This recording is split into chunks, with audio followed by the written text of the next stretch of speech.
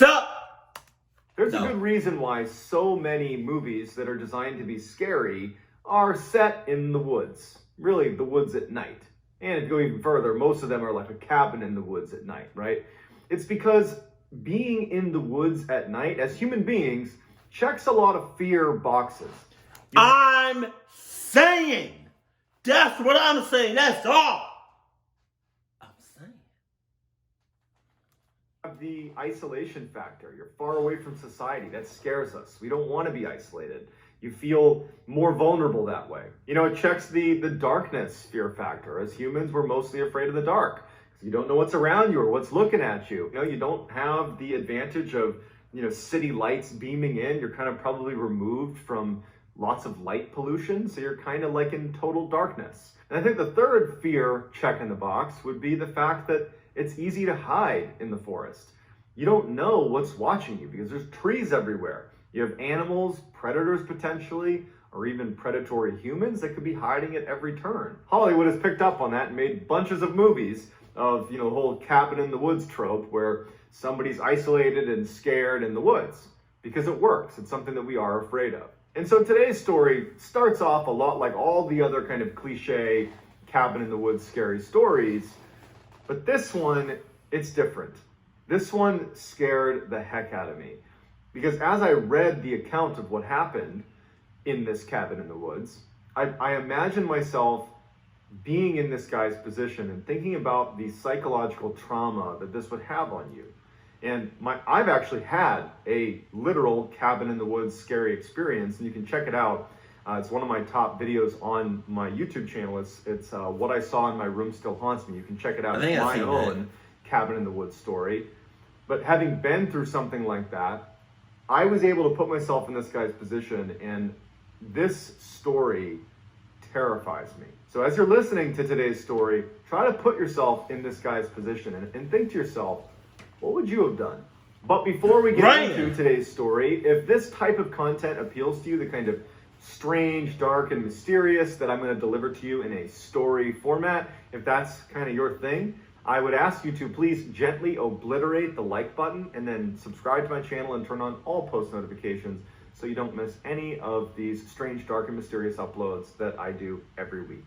All right, let's get into today's story. In 2010, a 17-year-old boy is devastated to find out that his father had suddenly passed away. And it really sent shockwaves through the whole family. Not only because now they're grieving the loss of their father, their husband, but because so much of their daily lives they spent together. I mean, this was a very close family, and one of the things that they liked to do as a family was they owned a cabin. It was around Mount Bachelor in Oregon. It's a beautiful mountain where you can go snowboard. That's a lot. That's a lot of open space. That's just a lot of the amount of clucknesses that I see in this photo alone is just ridiculous. And skiing, they had this family cabin up there where in the wintertime, this family would spend a lot of time there. They would go up there as a family, spend time there as a family. It was this wonderful retreat. And as they're trying to settle the estate of their husband, their father, they're trying to figure out what they want to do with this cabin, because all of a sudden this place that, used to bring them so much joy and was a place of very fond memories suddenly felt kind of hollow. It just would never be the same. And so they decided that they were actually going to sell this cabin. And the 17-year-old boy was just really upset about this. He was very close to his father. He had some very fond memories of going hunting, skiing, and snowboarding with his dad at this cabin.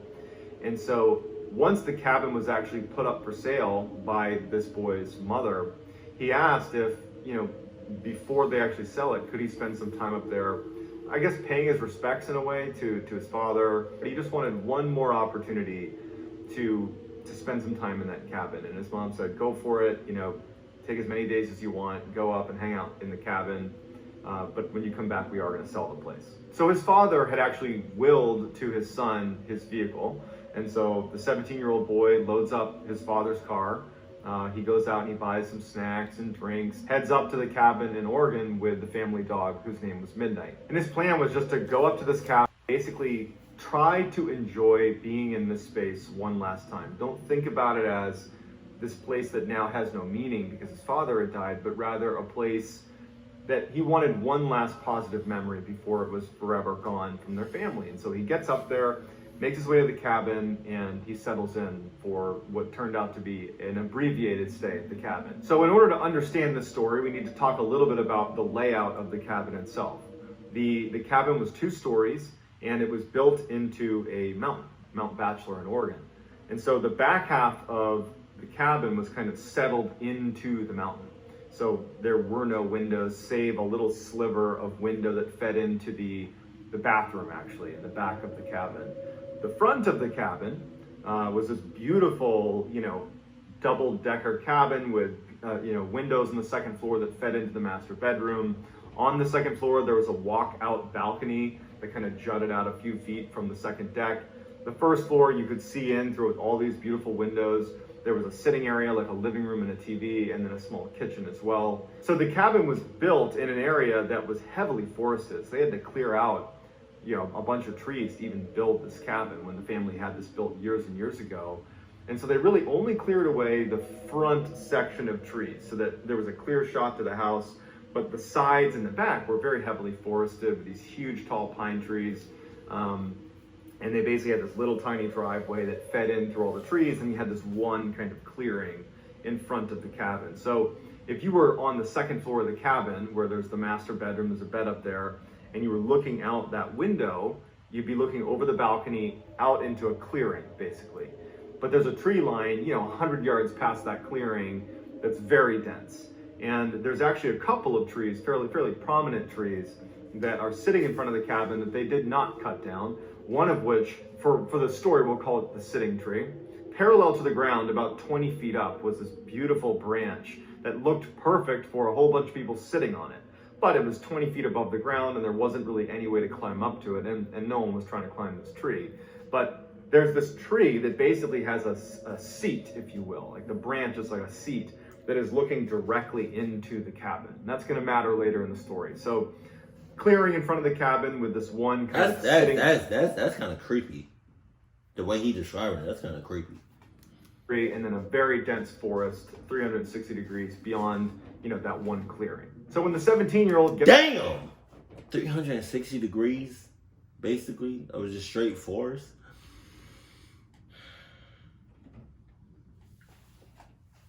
You got that.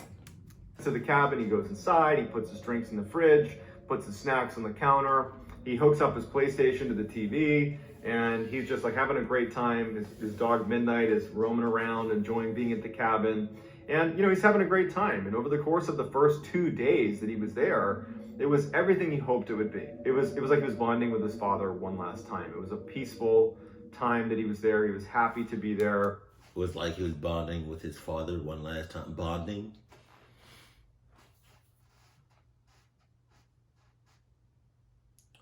It was like he was bonding with his father one last time.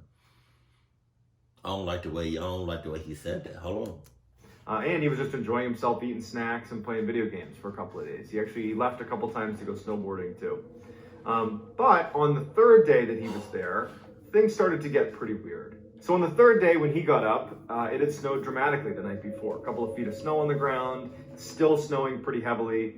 And he's like, I just don't feel like brushing off my car and trying to go to the store or go to the slopes to go snowboarding. I'm just going to basically be shut in for the day. And he was excited about it. He's like, great, me and my dog Midnight can bomb around the inside and play some more video games and eat some more snacks and do whatever. Midday that day, Midnight needed to pee, so he went outside with Midnight and let Midnight run around and go to the bathroom. And while he's out there with his dog, he notices there are some footprints in the snow that looked relatively fresh. And this is the first time that he's left his cabin that day, so they aren't his. And his neighbors were pretty far away, and he figured that they were older, that they were probably not going to be trekking around the woods. So he's thinking to himself, I wonder who made these footprints. And he's looking at them, and they started in the woods. So the woods are not that far away from where he is. He's in a relatively small clearing just in front of his cabin. But he can tell these fresh footprints have come out of the woods. And they're basically right in front of this clearing. And I would have walked my dog Notice the footprints? No, them Jones not mine. Regardless of what Midnight is doing, whether he's peeing or shitting, I would have said nope and went right back inside with Midnight. Notices that they bank around and go to the back of his cabin and kind of go up onto the mountain. And he kind of just starts walking and following the footprints. Oh my God. They kind of disappear up onto the mountain behind his cabin. And he's not overly concerned or anything, but he definitely takes note that more than likely somebody was walking around his cabin. Maybe it was someone who got lost. Maybe it was a neighbor. I mean, he's rationalizing it. He's thinking, you know what? It can't have been anything too serious. Obviously, they didn't knock on my door. They didn't need anything. And so he kind of writes it off. So that night, he stays up late playing video games, and his dog is sleeping next to his chair. And at some point, he's tired and he wants to go to bed. So he draws all the curtains, so blackout curtains around the downstairs, shuts all the blinds, and locks all the windows, all the doors, and heads upstairs to the lofted second floor where the master bedroom is.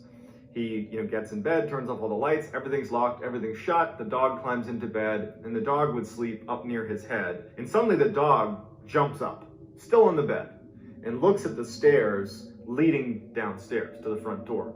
And its ears are perked up, like it's heard something. And it wasn't unusual for the dog to be a little jumpy, maybe it heard something. He wasn't overtly concerned. But when Midnight, the dog, jumps off the bed and sprints downstairs after having this sudden alertness, and he's listening, now he is a little bit worried. He's thinking, well, I saw footsteps yesterday walking around my cabin, and now it's the middle of the night, and my dog is downstairs acting like it's heard something. And he hears the dog, Midnight, pacing around the downstairs, like back and forth, back and forth, back and forth. Every indication is the dog wants to go outside. That's the noises that he's picking up that signal from the dog. And so finally, even though he's feeling a little bit unnerved by this, he decides to go down and see what Midnight wants. And so Midnight is by the door, ears perked up, very eager to go outside. It's pacing, and he thinks, you know what, she just needs to go to the bathroom. So dang. He opens the door with Midnight and he goes outside and he expects his dog to pee. But Midnight doesn't need to pee. Midnight starts kind of stalking around the corner and looking out across the clearing towards the sitting tree in that direction, and it just stops. And it's looking at something very intently, as if it spotted an animal or something in the woods. And so the boy is looking at the dog, and he's kind of trying to encourage the dog to do its business so they can go back in the cabin.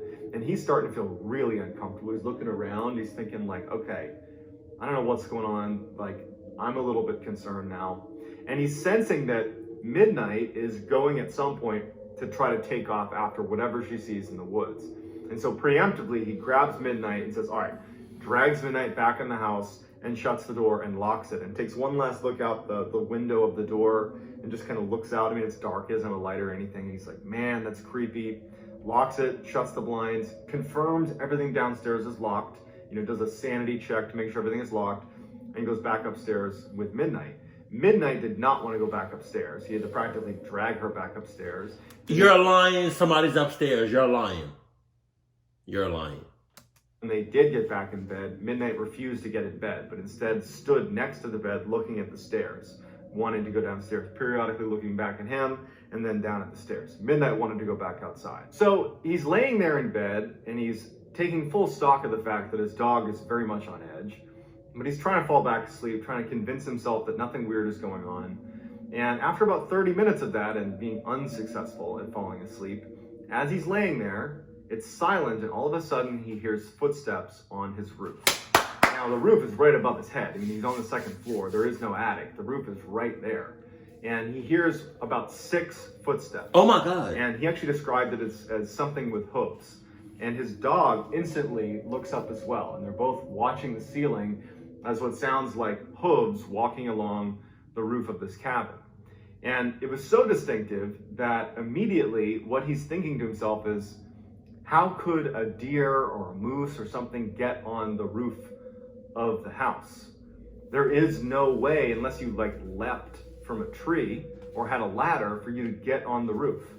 And how did we not hear, if they leapt from a tree or a ladder even, how didn't we hear a loud slamming sound when they first landed on the roof?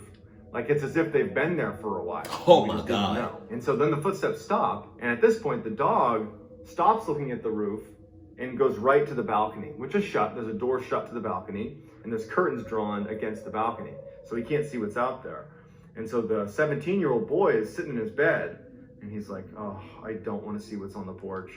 And he even says in his write-up about this that he's like, I'm a pretty tough guy, but I am in the middle of the woods, in the middle of the night, totally isolated. Like, I almost don't want to know what's going on outside. I just want to pretend it's not happening.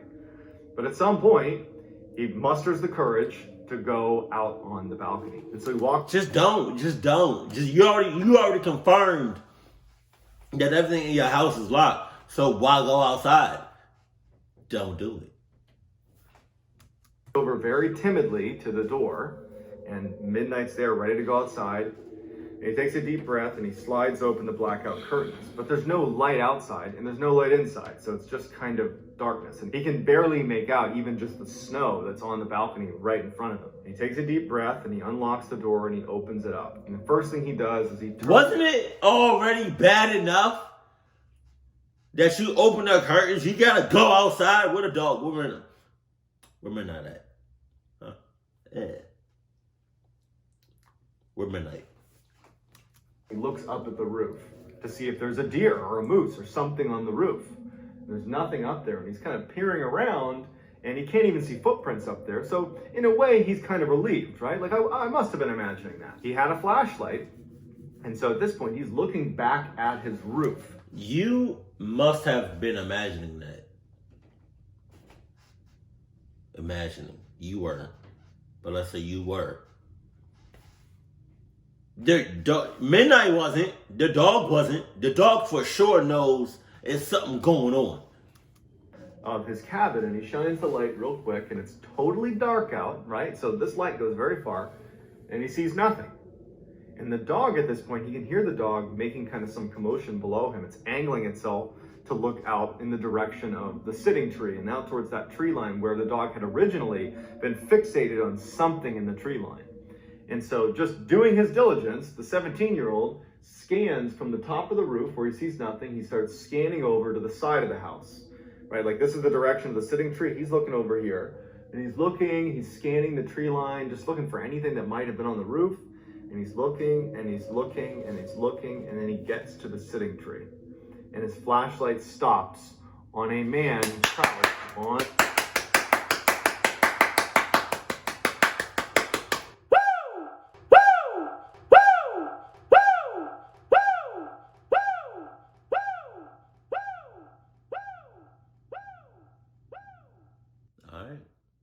That perch 20 feet off the ground on the sitting tree, who looked very tall. He had his hands holding onto the branch right above him, and his mouth is open. And he's holding onto the branch, and he's looking directly at the boy. Unblinking, 100% focused on him. He's less than 50 yards away from him at this point. And it took him a second, the 17-year-old, to register what his flashlight was pointed at. And he panics and he drops it. Oh my God. And the dog reacts to the drop flashlight too. And because he's alone out here, he needs to protect himself, so he scoops that light back up, and he shines it one more time to see, like, holy cow, like, what did I just see? And the guy on the branch is now gone. And he scans the ground. There's nothing. And he's terrified at this point, so he grabs his dog, throws Midnight back into the cabin, runs back in, shuts the door, locks it, closes the blinds, turns off his light, and literally gets back in bed with his dog, and he's now basically cowering on the bed. So at this point, they're sitting on the bed. Midnight is no longer acting like she wants to go outside. I think she's picking up potentially on the paranoia. Okay. At this point, the boy and his dog are sitting on the bed, and they're both scared at this point. Midnight, was fearsome while she was outside, but now that she's back inside, she doesn't want to go near the door either. She's rubbing up against him. She doesn't want to go anywhere. And they're sitting there, and the boy, all he's thinking to himself is, did I really just see that? It looked like an unnaturally tall man. How did he get in the tree? That's 20 feet off the ground. There's no way to get up into the tree. And why was it sitting there with its mouth open, staring at me? And who was on the roof? Was anything on the roof? And if this thing can get 20 feet up into a tree, it certainly can get on the roof of my cabin, I would imagine. But what was it? So he's having this type of thought process, and he's realizing too that it's not that late in the night. He still has hours until the sun's going to come up. And as he's basically panicking and feeding off his own paranoia, and it's getting worse and worse by the second, he hears tapping on the door, on the front door of his cabin. And his heart sinks. And he and his dog kind of look in the direction of the tapping, and he knows he's not going to go open the door. He knows the door is locked. He knows everything is locked. He's panicking that maybe it wasn't, but he knows he locked it. And the tapping just sounds like a finger tapping on the window. And at some point the tapping stops, and he thinks, okay, maybe they'll just go away. And then he hears what sounds like footsteps outside, and then tapping begins on the side of his cabin. Not the front door anymore, like the wall of the cabin.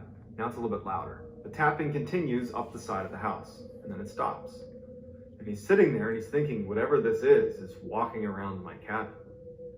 And then he hears tapping on the little slit that is the window that feeds into the bathroom that's right behind the bedroom that he's in right now. Jesus. 6 feet away, maybe 10 feet away. Whatever this thing is, it's now literally just a small pane of glass away, tapping on the glass. And so now he's petrified. And he's just hoping that this thing goes away. It doesn't. It goes to the other side of the cabin and starts tapping on the wall on the other side of the cabin and makes it all the way back to the front, where it begins tapping on the glass of the front window, back to the door. I can just see him and the dog just...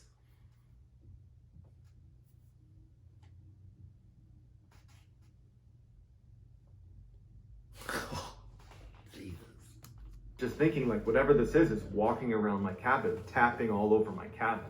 And all the tapping stops. And his heart's racing. You know, it's the middle of the night. He's in the middle of the woods somewhere. He's totally isolated. And then it's like his worst nightmare comes true. He hears footsteps on his balcony, and then tapping right on the big sliding glass doors of the door leading out to the balcony. And he knows that right behind a blackout curtain and a pane of glass is this tall man, more than likely, who's right on his balcony. And the tapping on the balcony goes on and on and on, and then all of a sudden it stops.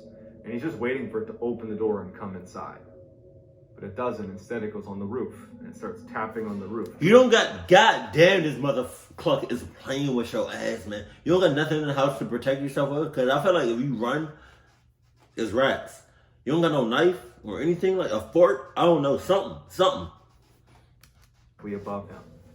And the tapping continues all night. And so finally, the sun comes up. You know, he hasn't slept all night. And he finally gets the courage to go over to the balcony and open up the curtains and see what's out there. And when he does, there is nothing out there, but there's footprints as if someone had been pacing on the balcony all night. He opens it up and he finally just jumps out and looks up on his roof. There's nothing on his roof. He can see all these footprints on his roof. He looks down, and it's like a racetrack of footprints all around his house. Someone had been basically stalking his house all night, and then the footsteps retreat all the way to the sitting tree and then go back into the woods. He packed up his stuff, he left, and he couldn't have been happier that the family sold that cabin, because he was never going to go back. So to this day, he has no idea what it was, and he... Battery low. Come on. Almost dumped the video. You want to say battery low. And even if it was just a person who was tapping on your windows and your walls and your roof and your balcony, even if it was just a human being doing that, that would be horrifying. Yeah. Let alone if it was something else, something paranormal. And so if you want to check out my video about my experience, it's on my channel called What I Saw in My Room Still Haunts Me. It's eerily similar to the one that I just described of the 17-year-old in Oregon. And so I'd love to hear in the comments what you think was doing all that tapping, and if it's possible, if that was just some person screwing with this poor kid, or maybe it was something else. So let me know in the comments, and I'll try to get back to as many people as I possibly can. If you haven't already, please, if you like this story, gently obliterate the like button and subscribe and turn on all post notifications so you can get 3 to 4 videos just like this every week. If you want to get in touch with me, you can hit me up on Instagram. My handle is JohnBallen416. I'm also quite active on TikTok. My handle is MrBallen over there, and I go live on there all the time, 10 o'clock Eastern, most days of the week. So I hope to see you in one of those other places, and I hope you'll continue to watch my videos here on YouTube. And that's going to do it, guys. Thank you very much. Till next time. Man, I would have shitted myself. I was about to say something.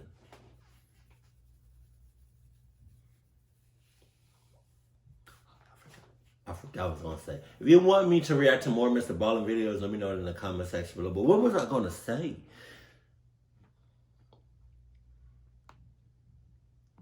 Oh man. Oh, did I check? I think I checked out the video that he